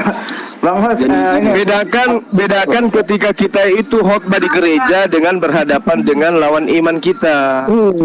Kau khotbah, kau jualan kecap. Giliran saya ya, enggak, Anda enggak menjawab. Anda curhat. Saya Oke, Bang Suma jawab. Saya belum. Giliran saya. Ayo. Siapa nabi yang setelah Bang Juma nanti jawab. Bentar, setelah Bang Juma nanti jawab nanti. Iya, Yosi belum, bentar. brother saya Saya- belum. Udah Bang Demian. Oh, udah, Yosi Bang. dulu. Udah, Bang. Makanya Demian pakai perasaan dong. Di sini bukan siswa sekolah minggu kau curhat kayak begitu. Oh. Iya. Kami ini muslim, penyembah Allah, bukan penyembah Iya. manusia. Ya, Iya. lanjut. Setelah Bang Oke, Juma terima nanti, bentar Bang Yos. Setelah Bang Juma nanti jawab, nanti biar dikasih timer aja lah, biar nggak kelamaan nih, pusing nih dengerinnya nih. Biar Bang Iya, iya, Cinta iya. Selawat boleh kali Bang, minta tolong Bang. Bang Erik. Oke. Oh iya, Jadi- 4 menit kali ya, biar nggak kelamaan, Belum pusing bisa. nih dengerinnya. Belum bisa, belum 1000 ini. Ini bentar lagi aku keluar, Bang. Aku Sama yang di bawah dong, bantu tap yang di bawah. Yuk silakan. Bang Wan, aku ini ya sangat sedikit ya tentang Pak Ian Cemumek. Makasih ya kesempatan diberikan. Jadi gini loh, saya rasa Pak Ian Cemumek udah tahu mengerti tentang Alkitab ya. Makanya selalu dibahas tentang Tuhan itu 3. Kenapa tadi jadi lagi pertanyaan Tuhan Kristen itu 3? Di mana dalilnya Kristen itu 3, Pak Muhammad? Nggak ada. Karena di dalam satu Wahyu 1 ayat 1, Wahyu 1 ayat 7 dan 8, dia hanya satu Tuhan Yesus itu, Raja di atas segala raja, Alfa dan Omega. Nah, dan juga tentang sunat. Ya, selalu dibahas tentang sunat. Kami orang Islam disunat dan kami tidak. Ingat bagaimana Yesus sebelum dia naik ke surga di dalam Matius 28 ayat 16 sampai 20, dia mengatakan dan memerintahkan kepada murid-muridnya, pergilah jadikanlah semua bangsa muridku dan baptislah mereka di dalam nama Bapa, Anak dan Roh Kudus, kan begitu.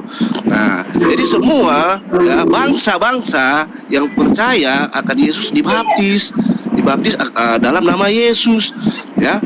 Jadi bagi yang tidak bersunat ya di luar bangsa Yahudi, makanya Paulus dan juga murid yang lain mengabarkan Injil kebenaran tentang kasih Yesus itu di luar Yahudi tidak mengikuti sunat yang dijanjikan Abraham dan kaumnya. Jadi beda. Nah, yang ketiga, kenapa orang Kristen ibadahnya kayaknya agak yang berbeda-beda ya. Itu sebenarnya nggak jadi masalah, karena gereja yang sesungguhnya atau bait Allah yang sesungguhnya adalah diri kita ini sendiri. Karena bagaimana waktu Yesus naik ke surga, disalibkan, bait Allah itu yang berbentuk gedung itu terbelah dua dari atas sampai ke bawah.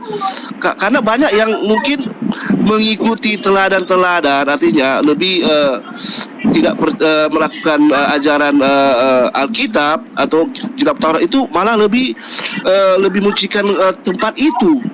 Jadi sekarang kita, kata Yesus, 2 atau 3 orang berkumpul, aku ada bersama-sama dengan kalian. Nah, itu yang dimasukkan dengan gereja kita yang sesungguhnya adalah bait Allah yang sesungguhnya adalah tubuh kita. Tapi jangan juga kita menghindari tempat-tempat berkumpulan atau tempat-tempat ibadah. Nah, jadi makanya tempat ibadah itu ada yang menyanyi, memuji, membesarkan nama Tuhan Yesus, ada yang mendengarkan khotbah, kan bermacam-macam. Itu tidak jadi masalah, karena yang doa itu kita masuk ke rumah, tutup pintu dan berdoa kepada Tuhan. Itu yang lebih baik. Nah, yang keempat ya, itu Yesus dikafanin. Aku nggak panjang-panjang. Yesus dikafanin, kenapa kita tidak? Waduh, itu zamannya dulu iya, karena kain masih kurang ya. Semua pakai kafan. Kalau sekarang udah lebih canggih loh, Pak Yance. Sekarang kita malah mati ada yang dipakein jas, sepasang pakai sepatu, lebih mantap. Nggak lagi pakai kafan. Begitu loh. Kita pakai sekarang yang sekarang ini ya lebih rapi menurut saya. Tidak masalah dikafanin, tidak ada orang diperintahkan di dalam Alkitab orang mati harus dikafanin. Tidak, karena kami orang Kristen harus pakai jas, pakai gaun, kan lebih mantap. Begitu loh Pak Yanco. Oke, nggak panjang-panjang itu. Bentar lagi aku mau keluar, sudah ada kerjaan. Oke, terima kasih ya. Tambahan. Boleh? Bang Juma dulu, Bang Lance. Biar beliau, biar. Silakan dulu, silakan. Oh iya, oke. Dia silakan Bang Lance. Tadi disebutkan oleh Yosi Loya bahwa Islam itu mendatangi neraka. Ya, itu dalam Saya bahasa tidak asli saya tidak mengatakan Bisa, siapa Bang mengatakan Yos. neraka ya. Aduh, tunggu. Tapi ada sangkut pada itu. Ada sangkut pada itu. Ya. Dalam bahasa asli sebetulnya mendatangi dan melewati. Nah, sebetulnya pada Al-Baqiyah ya 56 ayat 7, 8 dan 9 disebutkan, dan kamu menjadi 3 golongan. Golongan kanan, golongan kiri, dan golongan orang-orang yang paling dahulu beriman, yaitu golongan kanan alangkah mulianya golongan kanan itu, dan golongan kiri alangkah sengsaranya golongan kiri itu, dan orang-orang yang paling dahulu beriman, merekalah yang paling dahulu masuk surga. Jadi di sini dijelaskan bahwa ada 3 golongan. Golongan kanan itu pasti masuk surga. Jadi ada keterangan penjelasan yang benar. Orang benar yang melakukan hukum Allah Subhanahu wa taala akan masuk surga. Yang dimaksudkan tadi mengungkapkan tidak ada orang Islam yang tidak masuk neraka. Artinya mereka yang dikhususkan masuk neraka karena kesalahan mereka. Ya, karena kesalahan mereka. Jadi dengan jelas dalam Al-Quran itu telah mengatur orang benar, orang melakukan hukum-hukum Allah pasti masuk surga. Maksudnya jelas orang muslim itu taat kepada Allah, setia kepada Allah, masuk surga. Ya, jaminan keselamatan itu telah nampak oleh karena perbuatan mereka. Ya, silakan. Saya hanya menambahkan saja karena ini waktu saya untuk istirahat. Oke, terima kasih Gurunda. Jadi gini, iya, Demian, Anda tidak menyentuh apa yang kita bahas. Ingat ya, di dalam pengajaran Bani Israel, dalam kitab mereka, dan juga di Al-Quran, korban itu berasal dari kata yang sama, karaf, karif. Apa itu? Mendekatkan diri. Jadi korban yang kami lakukan, baik Bani Israel maupun Bani Ismail, itu semata-mata untuk mendekatkan diri kepada Tuhan. Orang tidak bisa dekat kepada Tuhan kalau orang itu memiliki dosa. Maka kemudian salah satu cara untuk mendekatkan diri kepada Tuhan adalah dengan kurban. Nah, kalau Anda hanya berfokus kepada tidak ada nabi yang menyembah kepada Allah, Allah itu telah memperkenalkan dirinya dengan sebutan As-Salam, Al-Azil, Al-Quddus, Ar-Rahman, Ar-Rahim. Sebagaimana Tuhan di dalam kitabnya orang Yahudi memperkenalkan diri Salam, Saddai. Ya, itu Tuhan sudah nyata itu, bahwa Tuhan kami sama. Sedangkan Tuhan kamu mau dimatikan, dihidupkan, ditetein, diceboin, dikafanin, disunatin. Ayo, dimatikan, dihidupkan. Apakah sama Tuhan kami? Tidak. Tuhan kami maha menghidupkan, Tuhan kami maha suci, Tuhan kami maha tinggi. Diterangkan di dalam kitab Yahudi dan juga di kitabnya umat Islam. Subhanahu wa ta'ala. Itu jelas, Anda tidak bisa bantah. Yesaya 57:15, Yesaya 5 nomor 16. Tuhan kami maha suci, maha tinggi. Tuhanmu maha rendah, maha hina, maha terkutuk. Sama Tuhan kita? Sama? Tidak. Tuhan kami nggak pernah netek. Tuhanmu netek. Ayo, Tuhan kami nggak pernah sunat. Tuhan kami memerintahkan sunat. Tuhanmu malah yang disunat.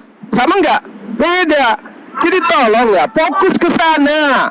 Anda ngemis-ngemis kitabnya orang Yahudi. Yesaya 53 nomor 10.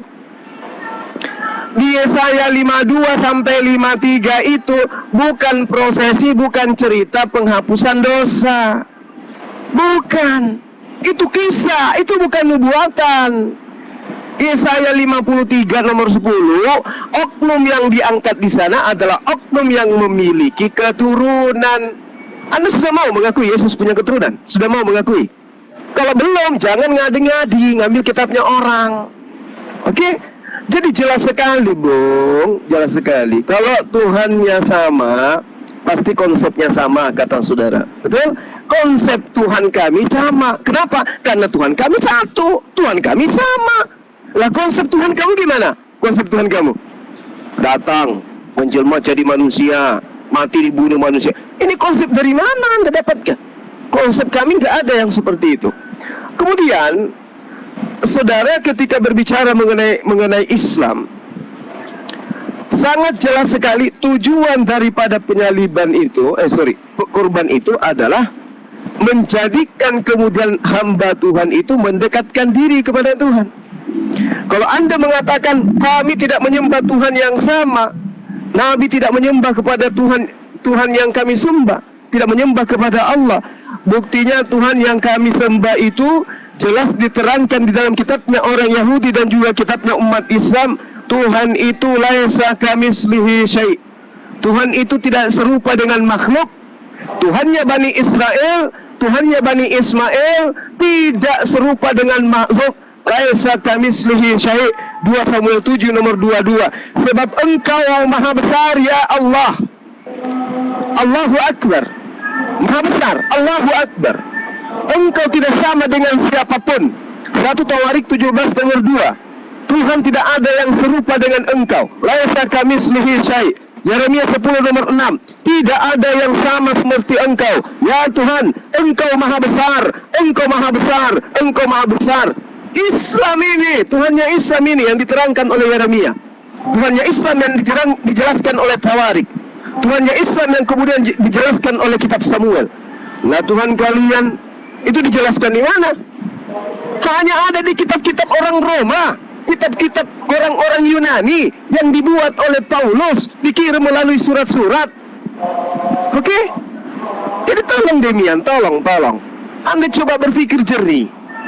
Kalau Tuhan Anda dengan Tuhan kami sama, ya, jelas sekali dikatakan bahwa Tuhan kami minta korban hewan. Ini yang Anda tidak sentuh.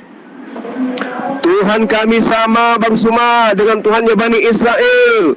Tuhannya Bani Israel minta hewan kurban Bang Suma, hewan ternak di dalam kitab Imamat 1 nomor 2. Ya, di mana dikatakan di sana, jika di antara kalian ingin mengorbankan hewan persembahan, maka korbankanlah persembahan hewan. Sama Tuhan kami semua. Karena di dalam kitab kami juga, yaitu kitab Demian bab 7 nomor 147, Tuhan Yahweh juga minta anak Maria untuk disembelih. Di mana itu ada?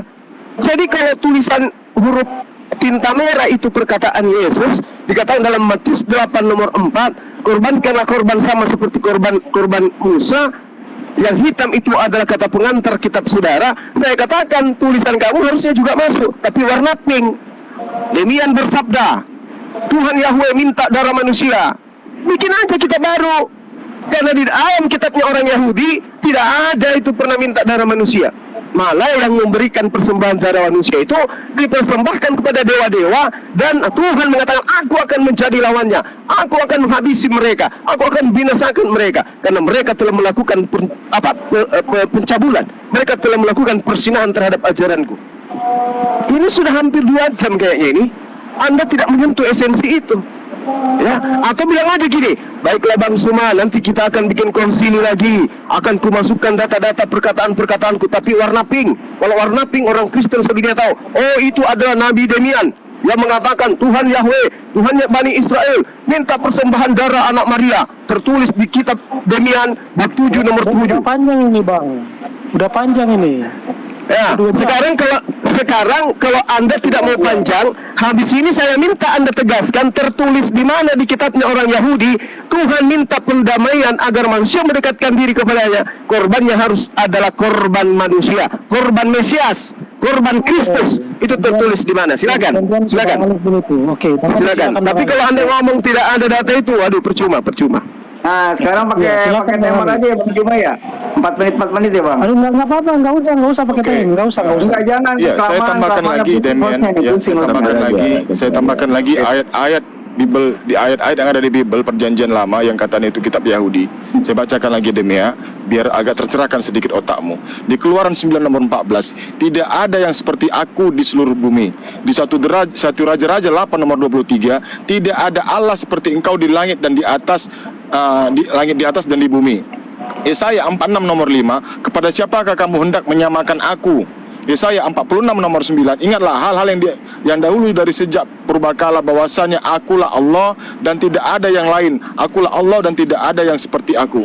Ya, sudah jelas di sini yang Anda tadi comot-comot dari kitabnya Yahudi, bahwasanya kitabnya Yahudi ini sama dengan umat Islam. Kitabnya yaitu yang disebutkan Bang Juma tadi, laisa kamitslihi syai'un, tidak serupa dengan makhluknya. Nah, satu lagi, kenapa Allah menciptakan manusia, makhluknya? Karena Allah itu supaya dikenal. Bagaimana cara mengenalnya? Dengan cara memilih kita dari umat manusia agar dijadikan nabi untuk mengajarkan ajaran Allah kepada umat manusia. Itu. Jadi kalau Allah itu misinya tidak untuk dikenal, maka tidak akan menciptakan sesuatu. Tidak akan ada kita, tidak akan ada namanya alam semesta ini. Karena memang dia maunya dikenal, mau disembah, mau diketahui. Begitu, Dem. Ya. Semua para nabi itu juru selamat. Semua para nabi. Ini bro, aku mau turun nih. Maksudnya ada kerjaan. Bro Wan. Oke bang. Oke, aku sangat sedikit lah buat cerita solawat ya. Sebenarnya yang di cariin temennya. Tapi satu lagi bang, aku mau menanggapi Bang Yosi ini ya tentang masalah kain kafan tadi. Nah, berarti memang jelas di ajaran Paulus itu kalian disuruh berfoya-foya bang, karena itu adalah satu hal yang mubazir. Ya, kita manusia bagi umat ajaran Paulus itu hal yang mubazir. Kami berfoya-foya bang. Iya, memang begitu diajarkan kalian. Tidak ada namanya istilahnya mubazir, kata mubazir itu tidak ada. Ini Bang Yosi, nanti Bro Cinta Selawatnya sampaikan saja poinnya biar kita tanggapi, biar teratur gitu. Iya, enggak, soalnya tadi kan udah menyampaikan. Aku mau tanggapi dulu tadi ayat-ayat yang sudah dibawakan Bang Zuma. Ya, Bro Yosi duluan ya, Bro Yosi ya. Hah? Jadi nanti kami tanggapi ganti-gantian Bro Cinta Selawat.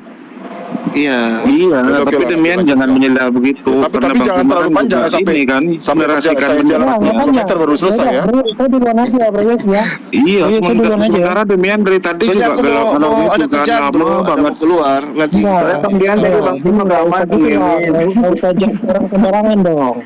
Iya, makanya aku bilang tadi bro.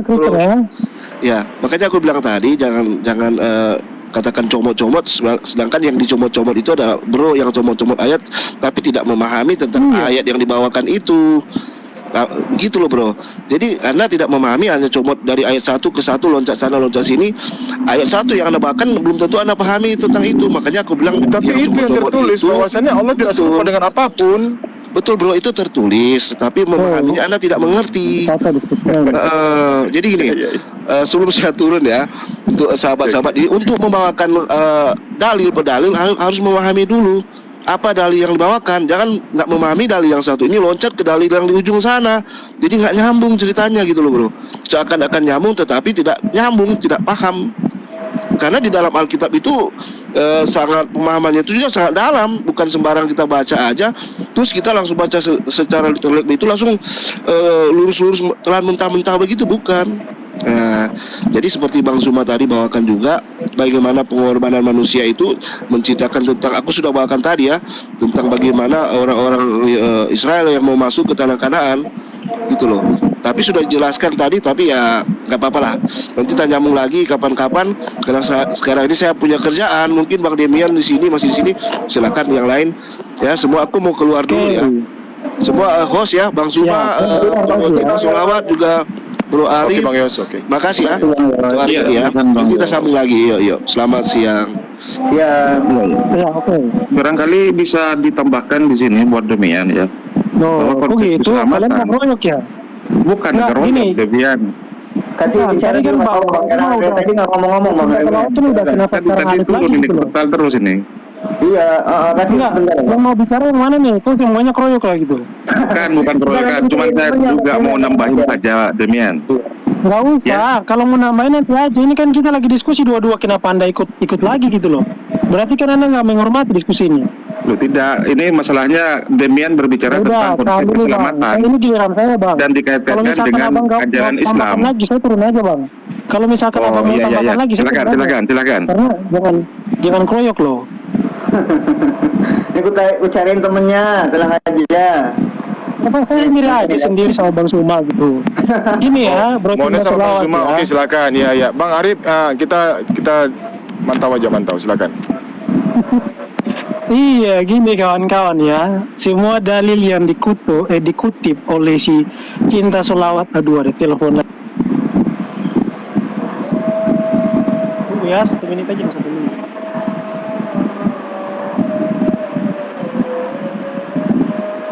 Halo? Terima telepon Ya. Jadi seperti itu terus masa kita nggak ada. Ahli Arif silakan. Ahli Arif ditambahkan. Mumpung beliau lagi telepon. Silakan. Kasian ya Bang Jumar ya tadi Bang. Bang Zuma, Bunda Suma dan Bang Erik. Sebenarnya konsep keselamatan yang dibawa atau diajarkan oleh Nabi Muhammad SAW itu memang tidak akan mungkin pernah sama dengan konsep di ajaran demian, yaitu ajaran Kristen. Karena agama Islam, di dalam ajaran Islam itu mengajarkan satu Tuhan. Ya udah, sorry. Tiga Tuhan. Bentar dulu Bang Den. Sorry, bro. Sebentar Dulu Bang Devi. Saya belum ini. Bentar saja dulu. Ini tambahan. Ya, lanjut Bang. Karena di dalam ajaran Islam, Islam itu mengajarkan satu Tuhan. Kemudian juga di dalam ajaran Islam itu tidak mengenal tentang darah manusia yang kemudian dijadikan sebagai tumbal penebusan dosa. Jadi konsep di dalam Islam itu sudah selaras dan sehati dengan ajaran-ajaran Nabi sebelumnya, yaitu ketika pada masa itu Nabi Ibrahim, kemudian Nabi Musa, dan juga Nabi Isa. Jadi di sini Nabi Muhammad juga mengerjakan apa yang dikerjakan oleh Nabi Ibrahim, yaitu millah Ibrahim, di mana konsep kurban pertama kali itu memang ada sejak pada masa Nabi Abraham atau Nabi Ibrahim itu. Ketika Nabi Ibrahim diuji oleh Allah Subhanahu wa taala untuk mengorbankan anaknya. Jadi di sini Nabi Ibrahim ini sebelumnya tidak mempunyai keturunan, maka kemudian Nabi Ibrahim itu sesumbar. Jika ya Pak, nggak usah panjang-panjang, nanti saya punya keturunan, jangankan hanya hewan-hewan yang akan aku kurbankan, anak saya pun juga akan saya kurbankan. Harus adil dong gitu loh. Kan tadi kan Bang Maka kemudian kita dulu ini makanya biar ini selaras biar nanti ini. Maka kemudian Allah menguji Nabi Ibrahim itu melalui mimpinya. Nabi saya turun aja lah Bang ya. Saya turun aja ya karena saya nggak baru 1 menit ya kan, lagi. Udah panjangan ini. Tadi kan cuma bilang poinnya aja gitu loh. Kenapa harus kroyok gitu loh? Yang mau sekarang kroyok. Demian kan sudah ada temannya itu Bang. Betul Tadi yang ngomong dari sudah ada. Nanti bisa rembukan juga. Iya. Tadi yang ngomong dari musik udah 3, sedangkan saya aja belum gitu loh. Oh iya, makanya saya ingin menambahkan Bang Wan ini bahwa ada mengaku di sini namanya Neflos, tolong udahlah kalian dibuang ternyata aja ini. maunya kroyok kan ya. Iya gantian lah, masa 3 lawan 1 kan lucu gitu. Masa 3 lawan 1. Saya kan belum selesai ini Dem. Selesaikan dulu, sebentar saja. Ini terkait dengan masalah kurban hewan, bukan kurban manusia. Untuk berdiskusi kawan, tadi 2 orang kita diskusinya. Ya Bang Era, 1 menit, ya silakan. Ya udah nanti jadi saya lanjutkan. Ya. Waduh. Saya lanjutkan. Jadi Allah menguji Nabi Ibrahim akan kesetiaannya, akan keimanannya kepada Allah, yaitu dengan cara melalui mimpi. Ketika itu Nabi Ibrahim itu bermimpi, Ufi binadrik, mana janjimu? Itu selama 3 malam itu Nabi Ibrahim bermimpi seperti itu. Maka kemudian di malam yang terakhir Nabi Ibrahim memastikan bahwa mimpi itu datangnya dari Allah. Maka kemudian Nabi Ibrahim merealisasikan najarnya. Nabi Ibrahim bernazar. Nah, kemudian Nabi Ismail yang dijadikan yang akan dikurbankan. Ini sesuai dengan nadar Nabi Ibrahim kepada Allah Subhanahu wa taala. Tetapi di sini Allah menyelamatkan Nabi Ismail dan kemudian menggantikan dengan hewan kurban, bukan darah manusia. Ini perlu dicatat oleh Demian ya, tentang salah satu konsep keselamatan yang ada dalam Islam itu bukan menebus dosa, tetapi bisa menghapus dosa. Itu. Jadi konsep keselamatan di dalam Islam itu sudah jelas, Dem. Inna dina indallahil Islam. Bahwa agama yang paling benar di sisi Allah adalah Ya, gantian ya. Gantian. Oke, sekarang giliran itu Kristen. temennya si Tangan disapa dulu, Dem. Ya, Selamat oke, siang, nanti bro, Bang si Tangan bantu ya. Nanti ditambahkan gini Iya, ya. gitu. Kalau saya mendengar aja, turun aja ya, nggak sanggup, ilmu saya kayaknya terlalu sedikit untuk apa nih, ini udah tinggi-tinggi semua ini. Oh iya, saya sendiri aja nggak apa-apa, saya sendiri aja. Gini ya, Arif. Konsep pengorbanan itu bukan sejak Abraham. Konsep pengorbanan itu sudah sejak Adam, kemudian anaknya, Kain dan Habel.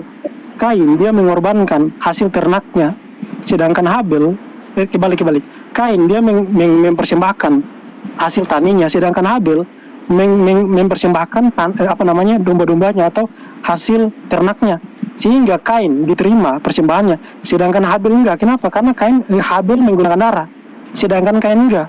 Itu sudah sejak Adam, sudah sejak Kain dan Habel.